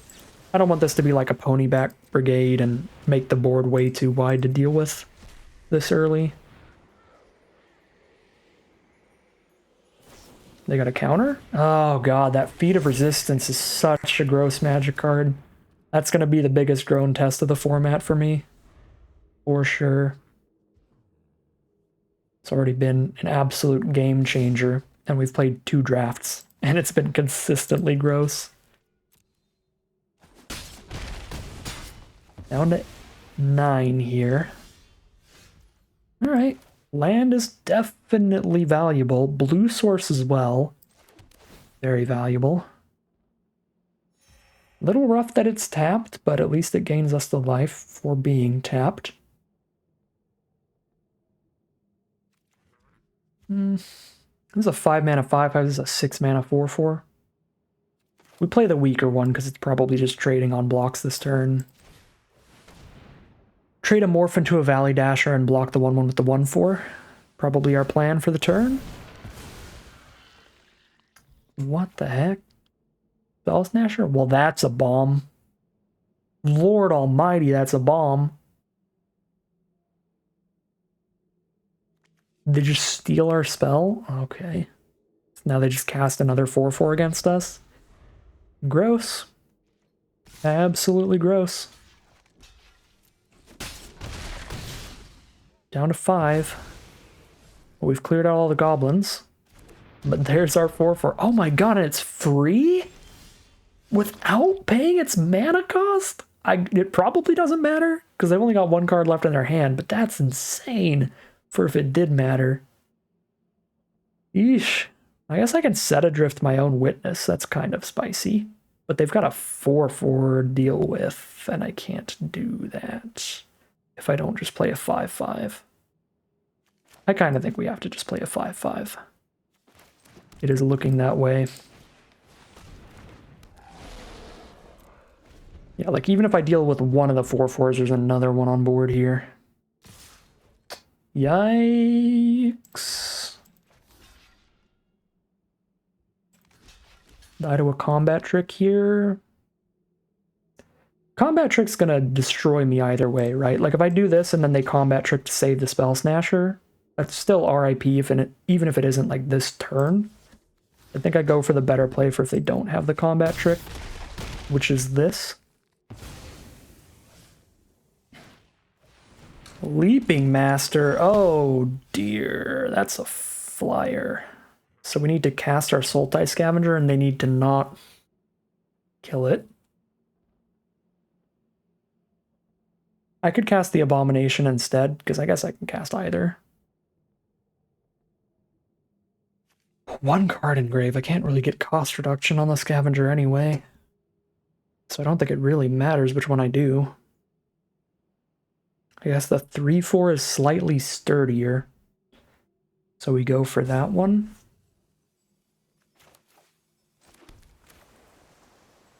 I don't have the mana to put this face down and morph it. I'm 1 turn away from that. So maybe that's an argument for playing the Scavenger, because then I could like play and flip this maybe later. I think I'm just going for the higher toughness card though.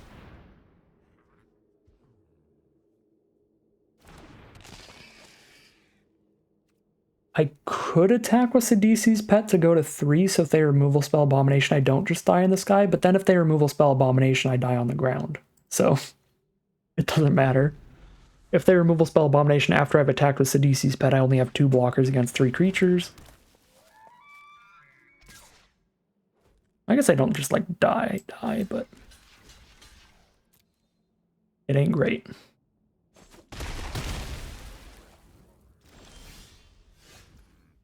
All right, let's go. 1 card in their hand. I think this is where we start getting stable here, right? Set Adrift our Witness. I actually don't even think redrawing it is that good here. So we're kind of just chilling.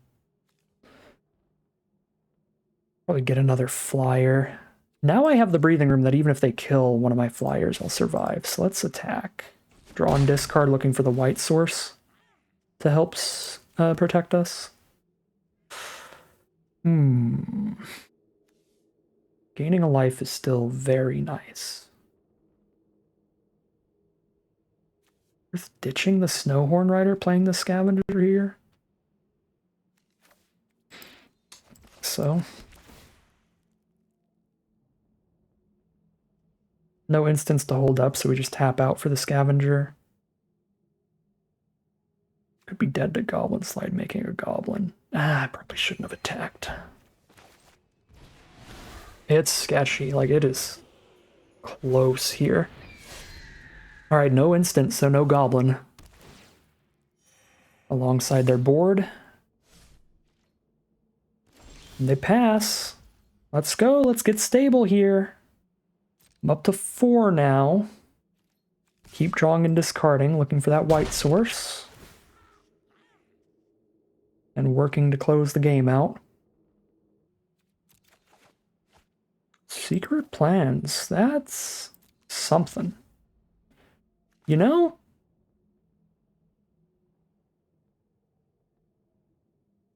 If I'm going to draw a card after I flip this thing, probably set adrifted at this point. And I don't have to delve again, I can save all the stuff.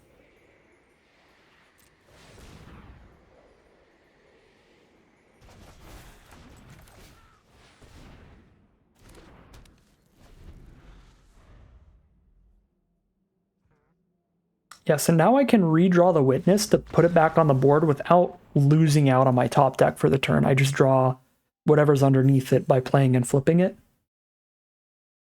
Which was my big concern putting it back on top. It was just going to make it take longer to find more flyers and removal spells, or white sources, any of that kind of stuff.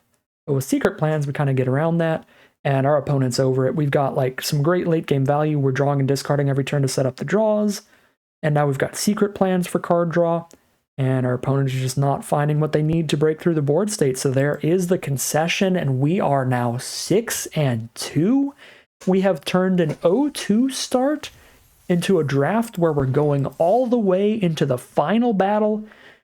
It's time for round number 9, which is going to be the final boss, win or lose. See how it all wraps up in the final battle.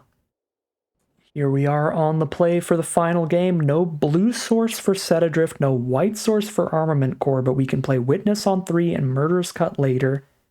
And obviously any blue or white source is a fantastic draw. A little sketchy, but I think we keep these.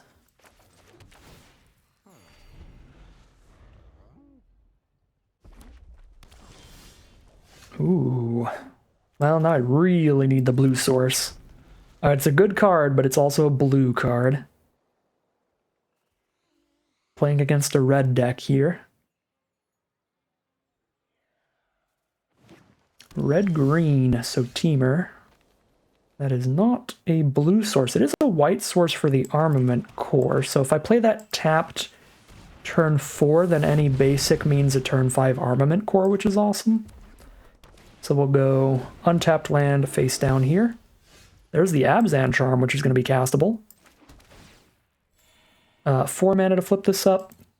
I'll just declare a block if we can. If they have the +2/+2 fight here, that's going to be gross. If they have a combat trick, that's also going to be gross. But no, we just trade into the 4/2. All right.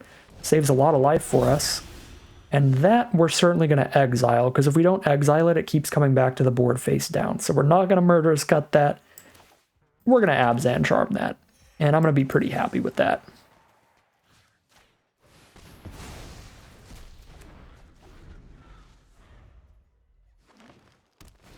Our opponent is just green-red for now. They're very likely at least splashing a little bit of blue so they can actually play some multicolored cards. Green, red, blue over there. The thing that's interesting about being green-red in particular is it's not an enemy color pair, which means they don't get access to any multicolored cards playing those two colors. If they were playing green-blue or blue-red, you'd have green-blue gold cards and blue-red gold cards, but the ally colors of green-red doesn't do that. The only clan that it could be is Teamer, green, blue, red. To have green and red in it. So what on earth do I do now? I don't have any morphs in the hand, but in the future they're going to be good. I could Sultai Scavenger for a 3/3 flyer. Really don't want to be just taking 4 here as well. A 6/6 is relatively beefy against green and red's removal spells, so just dropping a 6/6 could hold off the damage. I think more than anything else, that's probably what we're doing here. We're just holding off damage, really. So here's a 6/6. If they have active treason, oh my god, the burn away. I think that's like the only green or red removal spell that does 6, and not only that, it exiles our grave to ruin our delve cards, which is incredibly relevant here. I can play Secret Plans and morph out the Kintree Warden, but then I'm not declaring any blocks this turn. I only take 6, I go down to 11. It's a little sketchy. But it sets up to draw the card next turn, which is large. Oh, right, it gets +0/+1, so it can already just block Highland Game. But there's that Savage Punch I was talking about. That's the big reason to play those 3 mana 4/2 Alpine Grizzlies.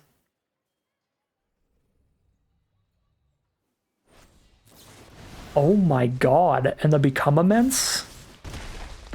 To put us to 3 against green red, where they can have Arrow Storm to shoot me in the face for 4? I might just straight die here. I have no good plays, right? I just set adrift the Grizzly, or I Murderous Cut the Grizzly and take 2? I don't have the cards in grave because they just had the perfect removal spell to exile my stuff.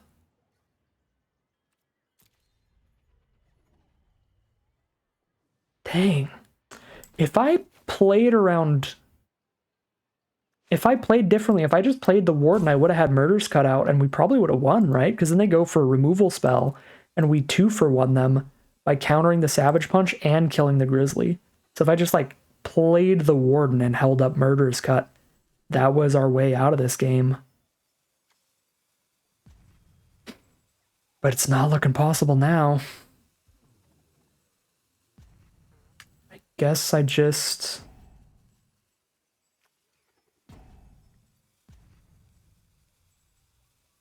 hardcast the Murderous Cut, try to have a 3/3 block a 2/1 in the future. That's where we're at. Do it while they're tapped out. I mean, they're green-red. I don't think there's any hexproof tricks in this set. So I guess we pass and do it on their attack declaration. But now we just take 4 to the face from the Arrow Storm if they have it.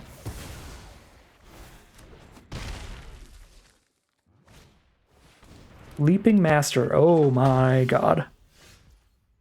Now we're dead to that. Okay, that does it. I think literally if they didn't exile our graveyard, we'd actually still be in the game. They exiled 3 cards, which would have been enough to play Scavenger for... I actually don't know. There's 2 in my grave right now, so 2 + 3. Yeah, I would have played Scavenger for 1 right now. Could play Scavenger and Snowhorn Rider this turn. So Scavenger blocks the Leaping Master and a face-down Rider blocks the Highland Game. Yeah, we would have still been in this game, most likely, if they didn't exile our grave. Brutal.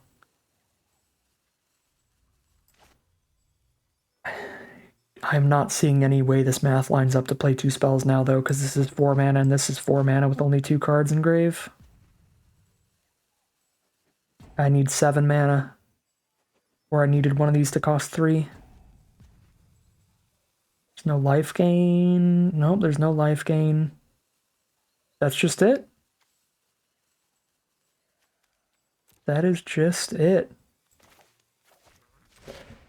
Rough. Alright. Well, another game we can learn from for the future. With green having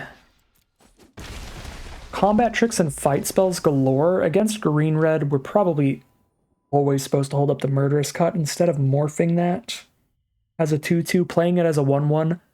would have played out significantly better this game. So obviously in hindsight, it's the better play. But thinking back to like what green has available in the set, now that we like see it in action with Become Immense and fight spells and stuff, holding up the removal for that is really, really good because you 2-for-1 your opponent pretty consistently against green if they have those kind of cards.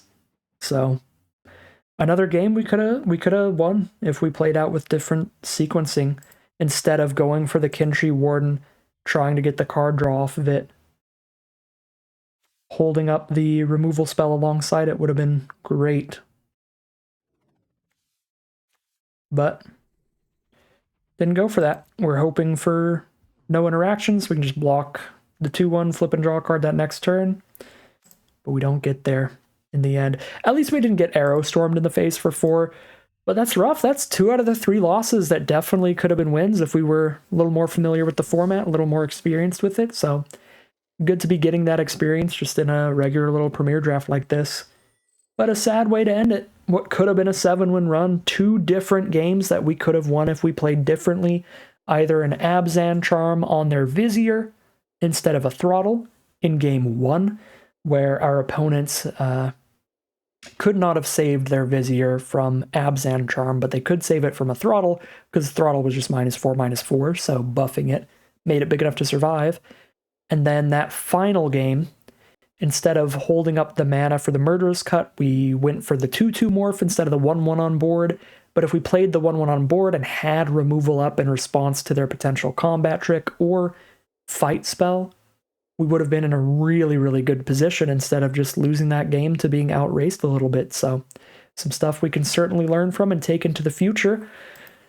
Pulls us down to a 6-3 run. So at least those are games that we're losing that we can learn from, which is far preferable to just like miscounting kind of punts or just like losing just because, I don't know, your deck didn't curve out as well or you drew pretty poor Mana Screw or Mana Flood or anything like that. So while we do go 6-3 in the end, don't quite make it to 7 wins, we did get to learn a lot from those losses. And this is still an excellent record and some tremendous value, and we had to go 6 wins in a row to get here because we started 0-2. So still an incredible draft overall. Very happy with our deck. We just could have improved a couple things in 2 of those losses gameplay-wise. So keep those things in mind, learn for the future. But for now, that is going to end today's video. As always, I'd like to thank my patrons and YouTube members for supporting this channel, as well as you for watching the videos.